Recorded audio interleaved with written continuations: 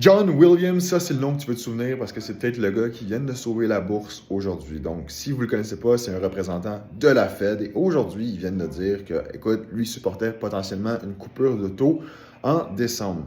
Ça l'a vraiment rassuré le marché, ce commentaire-là, parce qu'on se le dit tout de suite, c'était la chute libre. Mais si vous regardez actuellement, c'est où qu'on a réagi, on a réagi, à un point qui était super technique sur le marché, et deuxièmement, on vient d'augmenter les probabilités de coupure de taux pour le mois de décembre à pas loin de 70-75% après le commentaire d'aujourd'hui. Donc, selon moi, qu'est-ce que je pense qui va arriver, c'est que le marché va commencer à s'en sortir beaucoup plus réconforté, content de cette décision-là, de cette opinion-là, et potentiellement, on vient de finir d'avoir le creux sur le marché boursier, et peut-être qu'on va commencer à buy the dip, comme on dit, et à remonter. Donc, ça, c'est mon opinion.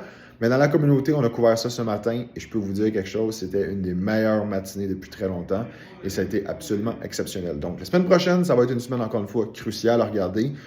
Ça va être super intéressant de regarder ce que la bourse va remonter, mais définitivement qu'on a eu des très, très, très grosses corrections sur les marchés boursiers cette semaine et aussi sur le marché de la crypto. Donc, si vous avez regardé les posts que j'avais fait dernièrement, j'avais parlé à l'entour de 90 000 qu'on allait sûrement continuer de baisser. Je ne m'attendais pas que ça soit aussi rapide, mais ça a été très rapide à cause qu'on a un sentiment de marché qui était très mauvais. Donc, si vous voulez savoir comment regarder le sentiment de marché, regardez le Fear and Greed Index. Vous allez voir, on était à 7 sur une échelle de 100.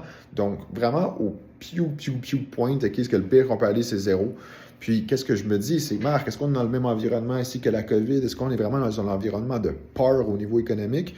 Puis, je ne suis pas vraiment capable de mettre le doigt dessus. Je trouve que c'est difficile de justifier que le Fear and Greed soit à 0, presque 0. Donc, on est à 7 sur une échelle de 0 à 100. Donc, semaine prochaine, potentiellement qu'on va avoir un marché absolument exceptionnel. Puis peut-être qu'on va finalement avoir notre Christmas Rally qu'on s'attendait à travers le mois de novembre. Donc, stay tuned si vous voulez plus d'updates parce que c'est ça qu'on va parler la semaine prochaine.